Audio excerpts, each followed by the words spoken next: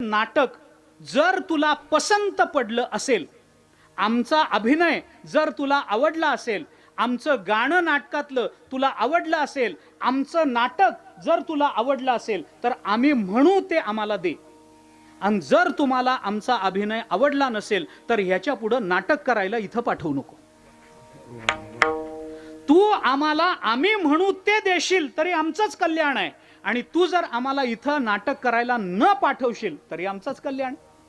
तू जे करशील ते मज भीक काही देवा चालेल, पण जर देवा तुम्ही आम्हाला याचक समजत असाल तर आमचं मागणं एकच आहे, मज भीक काही देवा प्रेम भातुके पाठवा.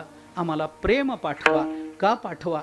कारण प्रेम तुम्ही पाठवल्याशिवाय आम्हाला मिळत नाही. आणि प्रेम देव वाटेल ते देईल, पण प्रेम सहसा कुणालाही देत नाही. हे लक्षात ठेवा.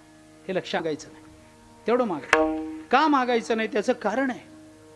परमात्मा मोक्ष देण्याच्या बाबतीत देवा एवढा उदार कोणी नाही, आणि प्रेम देण्याच्या बाबतीत देवा एवढा कंजूस अजून जन्माला आला नाही. अति कंजूस, अति कृपण. प्रेम तो आपल्याला देऊ शकत नाही. का? कारण त्यालाच मिळत नाही. आपल्याला कुठून देईल? ज्याला मिळतं तो देईल ना. थोर प्रेमाचा भुकेला हाची दुष्काळ तयाला. त्यालाच जर प्रेमाचा दुष्काळ आहे, तो आपल्याला कुठून प्रेम देईल?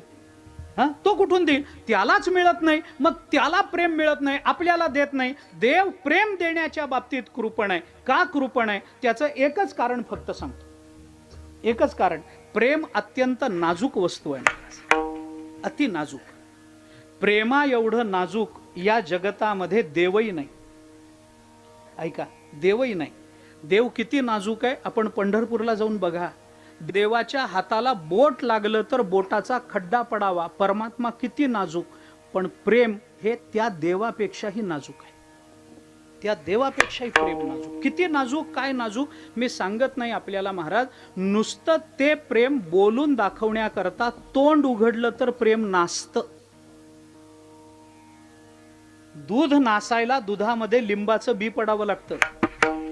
दूध नासायला दुधामध्ये काहीतरी आंबट पदार्थ, खारट पदार्थ पडावा लागतो.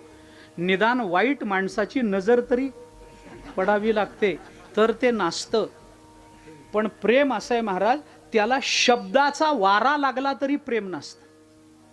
नुसता त्या प्रेमाला लागून शब्द गेला घासून तर प्रेम नासतं. काय नाजूक असेल विचार करा. प्रेम नये सांगता बोलता दाविता अनुभव चित्ता चित्त जाणे. तुकोबारांची भाषा आहे.